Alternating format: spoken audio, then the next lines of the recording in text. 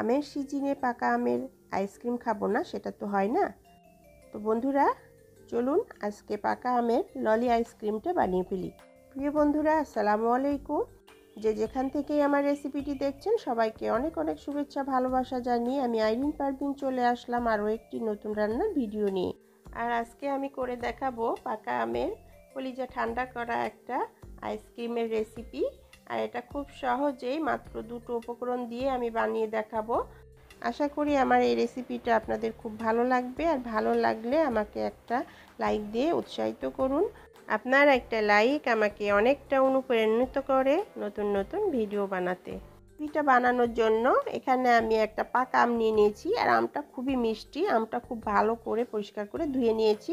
চাকু দিয়ে আমের দুই পাশটা ছাড়িয়ে নেব। ছাড়িয়ে নিয়ে যে ভিতরে যে আমটা আছে সেটা একটা চাকু দিয়ে প্রথমে লম্বালম্বিভাবে কাটবো, এরপরে আড়াআড়িভাবে কাটবো। কেটে একটা চামচ দিয়ে চারপাশ থেকে আস্তে করে এটাকে ছাড়িয়ে নিলে আমের সুন্দর কুচি হয়ে যায়। এটা আলাদা করে আর কুচি করার প্রয়োজন পড়ে না। আর যদি আপনারা কুচি করতে না চান তাহলে চামচ দিয়ে আমটাকে একটু সাইড দিয়ে ঘুরিয়ে ঘুরিয়ে ছাড়িয়ে নিলে আমের এই পিসটা বের হয়ে চলে আসবে। তো এরকম এক পিস আম রেডি হয়ে যাবে। আর আমি আমের যে আঠিটা ছিল সেটাকে আমি হাত দিয়ে কচলিয়ে এটার আমের পিউরিটা বের করে নিলাম। তো এখানে রেডি হয়ে গেল আমের কুচি এবং পিউরি সহ 1 কাপ আম। এখানে একটা ব্লেন্ডারে জুইসের জার নিয়ে নিয়েছি আর আমের কুচিগুলো দিয়ে দিলাম। আর হাফ কাপ চিনি দিয়ে দিলাম। আমটা খুব মিষ্টি, সেজন্য আমার চিনিটা কম লেগেছে। আপনারা আমটা বুঝে চিনি অ্যাড করবেন। সামান্য একটু পানি দিয়ে দিলাম।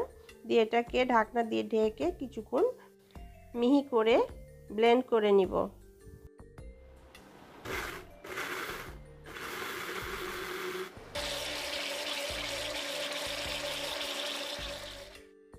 খুব মিহি করে ব্লেন্ডারে পেস্ট করে নিয়েছি। বন্ধুরা, আপনারা দেখতেই পাচ্ছেন কীরকম একটা মিহি পেস্ট হয়েছে। এবার একটা বাটির ওপরে স্টেনলেসের ছাঁকনি নিয়ে আমের পিউরিটা ছেঁকে নিব। আমের মধ্যে যেন কোনো আঁশ না থাকে। আঁশ থাকলে আইসক্রিমগুলো খেতে ভালো লাগবে না। আইসক্রিম বানানোর জন্য আমের পিউরিটা রেডি হয়ে গেছে। এবার পিউরিটা একটা মগে ঢেলে নিয়েছি। আর এভাবে মগে ঢেলে নিলে পারে মোল্ডে ঢালতে খুব সুবিধা হবে। তো এখানে আমি একটা প্লাস্টিকের মোল্ড নিয়ে নিয়েছি। যে কোনো ডিজাইনের মোল্ড নিয়ে এটা করতে পারবেন। আর কিছু কাঠি নিয়ে নিয়েছি আমি। বন্ধুরা, এই যে কাঠিগুলো আপনারা যখনই আইসক্রিম খাবেন তখন সেই কাঠিগুলো আপনারা সংরক্ষণ করে রেখে দিতে পারেন।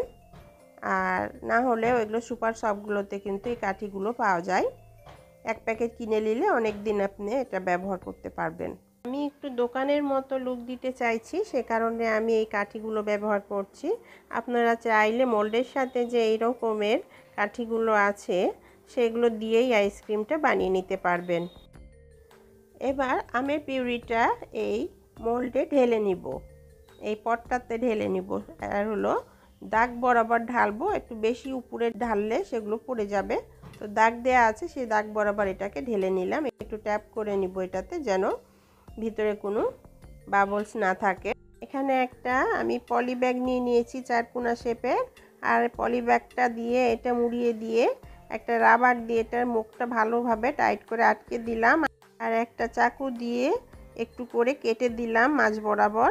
আর এই মাঝ বরাবর যে কেটেছি সেখান দিয়ে বাঁশের কাঠিগুলো ভিতরে ঢুকিয়ে দিলাম। এবং এগুলো একটু সুন্দর করে শেপ করে টাইট করে বসিয়ে দিতে হবে। এটা ভালোভাবে সেট করে নিয়েছি। আর এই মোলটাকে আমি একদিনের জন্য ডিপ ফ্রিজে রেখে দিব। আর একদিনেও যদি না জমে তাহলে 2 দিন রেখে এটা জমিয়ে নিতে পারেন। আবার যাদের কাছে এইরকম একটা ফয়েল পেপার আছে, তো ফয়েল পেপার দিয়ে আরও সহজে করা যায়, কোনো রাবার ব্যান্ড লাগে না।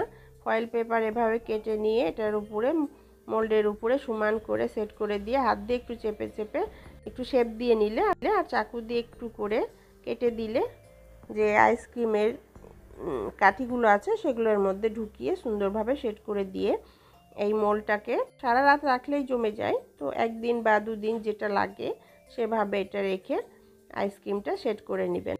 প্রিয় বন্ধুরা, পাকা আমের এই ললি আইসক্রিমের রেসিপিটা যদি আপনাদের কাছে ভালো লাগে তাহলে যেসব বন্ধুরা ইউটিউব থেকে দেখছেন আমার চ্যানেলটিকে একটা সাবস্ক্রাইব করে দিবেন। যেসব বন্ধুরা ফেসবুক থেকে দেখছেন একটা ফলো দিয়ে দিবেন। যেসব বন্ধুরা আগে থেকে সাবস্ক্রাইব ফলো দিয়েছেন তাদেরকে অসংখ্য ধন্যবাদ। রেসিপিটা ভালো লাগলে বেশি বেশি করে শেয়ার করুন ফ্রেন্ডস ফ্যামিলির সাথে। কমেন্টস করে জানান রেসিপিটা আপনার কাছে কেমন লেগেছে। তা আমি দুদিন পর ফিরে আসলাম। দুদিন রেখেছিলাম এটা, তো আইসক্রিমটা সুন্দরভাবে বরফ সেট হয়ে গেছে। তো আমি ফয়েল পেপারটা উঠিয়ে নিলাম। দেখুন আইসক্রিমটা কত শক্ত হয়ে জমে গেছে।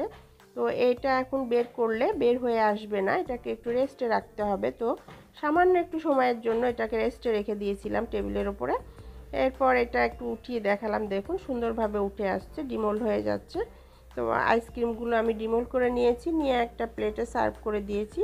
বন্ধুরা আপনারা এভাবে কিন্তু ঘরে খুব সহজে পাকা আমের সিজি রাখুন, পাকা আম দিয়ে এভাবে আইসক্রিম বানিয়ে ডিপ ফ্রিজে রেখে দিয়ে তারপরে যে কোনো সময় বের করে খেতে পারবেন। আর এই আইসক্রিমগুলো আপনারা ফয়েল পেপার দিয়ে মুড়িয়ে একটা পটে করে ডিপ ফ্রিজে বেশি করে রেখে দিতে পারেন, যে কোনো সময় বের করে খেতে পারেন।